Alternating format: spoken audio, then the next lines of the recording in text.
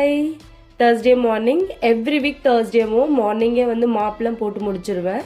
அதோட பெட்ரூம்ல bed cover எல்லாமே புதுசா சேஞ்ச் பண்ணிடுவேன். பெட்ரூம் பார்க்க நல்லா இல்லாத மாதிரி தோணுச்சுன்னா எப்பயுமே பெட் கவரை மறுபடியும் வந்து அரேஞ்ச் பண்ணி போட்டுட்டோம் அப்படின்னா பெட்ரூம் பார்க்க நீட்டா இருக்கும்.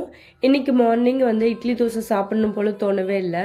கஞ்சி மாதிரி எடுத்துக்கலான்ட்டு உளுந்து கஞ்சி தான் ரெடி பண்ணேன். பாதாம், முந்திரி, ஏலக்காய், கொஞ்சமா பச்சரிசி, உளுந்து இது எல்லாமே சேர்த்து நல்லா வறுத்துட்டு மிக்சியில அரைச்சி எடுத்துக்கலாம். நம்ம அரைச்சி எடுத்திருக்க பவுடர்ல கொஞ்சமா தண்ணி விட்டு நல்லா கட்டி இல்லாம கலந்து எடுத்துக்கோங்க. அதுக்கப்புறம் பேன் எடுத்துக்கோங்க.